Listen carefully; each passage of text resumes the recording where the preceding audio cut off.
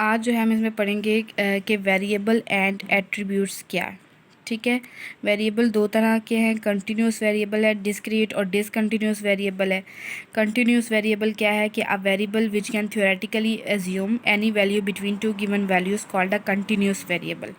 For example weight of boy the monthly income etcetera. Continuous variable क्या होता है? ऐसा वेरिएबल है जो थ्योरेटिकली एज्यूम कर ले किसी भी वैल्यूज़ को, दो वैल्यूज़ के दरमियान की वैल्यू को जो अगर वो एज्यूम कर ले तो वो कंटिन्यूस वेरिएबल है। जैसे मेरे पास ये दो वैल्यूज़ गिवन है, एक वैल्यू है 50 और एक वैल्यू है 51।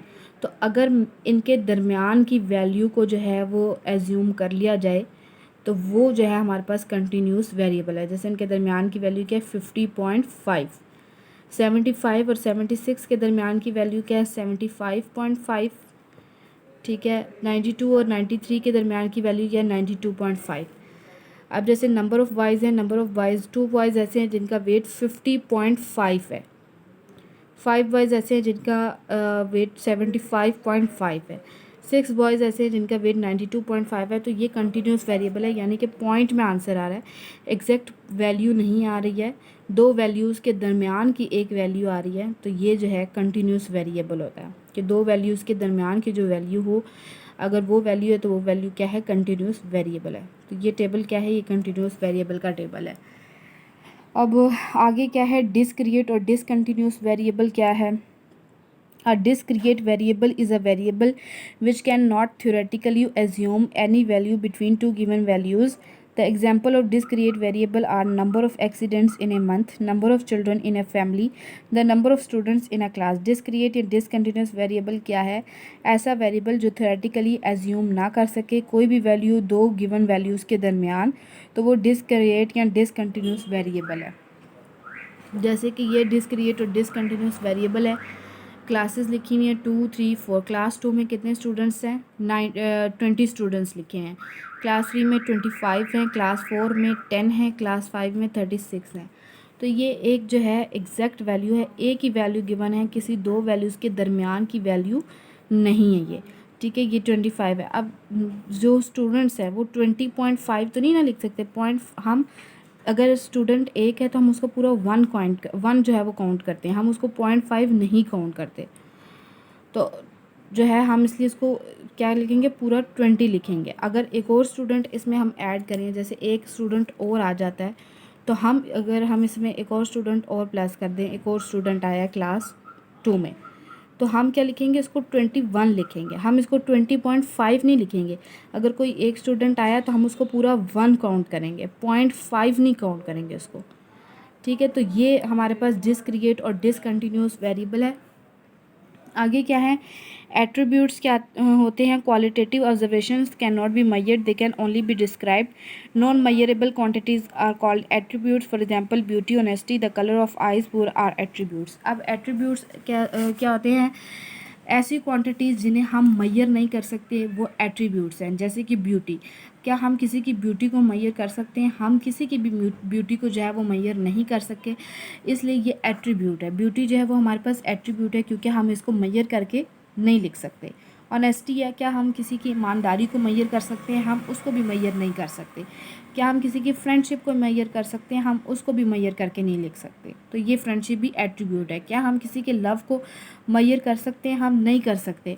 तो ऐसी क्वांटिटीज़ जिन्हें हम मेजर ना कर सकें वो हमारे पास एट्रीब्यूट्स होती हैं। ठीक है, अब आगे प्राइमरी डेटा क्या है, सेकेंडरी डेटा क्या है? प्राइमरी डेटा ऐसा डेटा होता है जो फर्स्ट टाइम जो होता है आ रहा हो, मतलब फर्स्ट टाइम जो है सर्च किया गया हो।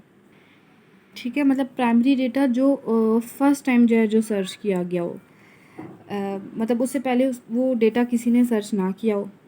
सेकेंडरी डेटा ये होता है कि वो पहले से डेटा सर्च हुआ और हम उसको यूज़ करें, जैसे सेकंड हैंड कोई चीज़ हो गई, ये सेकेंडरी डेटा।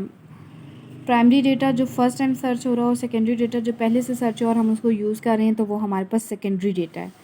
ठीक है, सेकेंडरी डेटा मतलब हम कोई सेकेंड हैंड डेटे को यूज़ कर रहे हैं।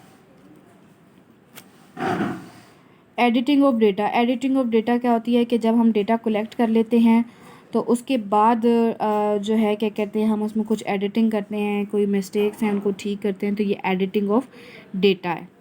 अब टाइप्स ऑफ क्लासिफिकेशन पे आ जाते हैं। ये टाइप्स ऑफ क्लासिफिकेशन है। डिस्क्रिप्टिव क्लासिफिकेशन कौन सी होती है? ऐसी क्लासिफिकेशन जो कि अकॉर्डिंग टू एट्रीब्यूट्स लिखी गई हो। एट्रीब्यूट्स बताए हैं। एट्रीब्यूट्स ऐसी क्वांटिटीज़ हैं जिनको हम मेजर नहीं कर सकते। तो डिस्क्रिप्टिव क्लासिफिकेशन जो है वो हम एट्रीब्यूट्स के अकॉर्डिंग लिखते हैं, जिसमें फ्रेंडशिप आ गई, लव आ गई, पॉवर्टी आ गई, लायबिलिटी आ गई। मतलब ये ऐसी चीज़ें हम इन्हें मेजर नहीं कर सकते हैं। ठीक है, तो ये डिस्क्रिप्टिव क्लासिफिकेशन है जिसमें एट्रीब्यूट्स आ रहे हों। और न्यूमेरिकल क्लासिफिकेशन क्या होता है? न्यूमेरिकल क्लासिफिकेशन ऐसा डेटा होता है जिसको हम मेजर कर सकते हैं। ठीक है, जैसे कि यहाँ इसकी एग्जांपल्स लिखी हुई हैं। हाइट को हम मेजर करके लिख सकते हैं। वेट को हम मेजर करके लिख सकते हैं। इनकम है, हम उसको मेजर करके लिख सकते हैं। नंबर ऑफ़ लीव्स हैं ऑन सर्टेनिटी, हम इसको जो है इन चीज़ों को मेजर कर सकते हैं। तो ऐसा डेटा जिनको हम मेजर करके लिख सकते हैं वो हमारे पास न्यूमेरिकल क्लासिफिकेशन कहलाती है। अब वन वे क्लासिफिकेशन क्या है? वन वे क्लासिफिकेशन ये है, जैसे नंबर ऑफ़ वाइज हैं उनका हमने वेट बताना है, मतलब एक वेरिएबल हमने जो है वो करना है। ठीक है, 2 बॉयज़ हैं जिनका वेट 50 है, 5 बॉयज़ हैं जिनका वेट 70.5 है, 6 बॉयज़ हैं जिनका वेट 60.2 है। मतलब नंबर ऑफ़ जो बॉयज़, मतलब बॉयज़ का हमने सिर्फ अगर वेट बताना है तो वो वन वे क्लासिफिकेशन है। टू वे क्लासिफिकेशन क्या होती है कि अगर मतलब बॉयज़ का हमने वेट भी बताना है और हाइट भी बताने हैं, मतलब 2 वेरिएबल्स बताने हैं, तो ये टू वे क्लासिफिकेशन है। वन वे में हम सिर्फ एक वेरिएबल बताएंगे, टू वे में हमें 2 वेरिएबल्स बताने होंगे। ठीक है, अब क्लास लिमिट क्या है? जैसे कि ये इंटरवल मैंने लिखा है कि 30 से लेके 40 तक, तो ये मैंने एक इंटरवल लिखा है। तो इसमें ये जो पहला नंबर होगा ये हमारे पास लोअर क्लास लिमिट कहलाएगी। ये वाला नंबर होगा ये हमारे पास अपर क्लास लिमिट कहलाएगी। अगर हमने मैग्नीट्यूड निकालना है, ये इंटरवल लिखा हुआ है। ठीक है, हमने क्लास इंटरवल का मैग्नीट्यूड निकालना है, तो हम क्या करेंगे? अपर क्लास लिमिट को लोअर क्लास लिमिट से माइनस करेंगे। यानी कि ये अपर क्लास लिमिट क्या है? 40 है, लोअर क्लास लिमिट क्या है? 30 है। हम 40 में से 30 माइनस करेंगे तो हमारे पास 10 आ जाएगा। ये क्या है? ये मैग्नीट्यूड निकल आया क्लास इंटरवल का। अब अगर हमने मिड वैल्यू निकालनी है तो मिड वैल्यू कैसे निकलेगी कि हम अपर क्लास लिमिट को प्लस करेंगे लोअर क्लास लिमिट में।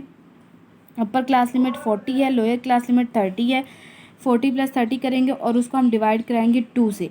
40 प्लस 30 70 है, डिवाइड बाई 2, जब हम उसको 2 से डिवाइड करेंगे तो 35। तो ये जो है हमारे पास क्या निकल आई है? मिड वैल्यू निकल आई है।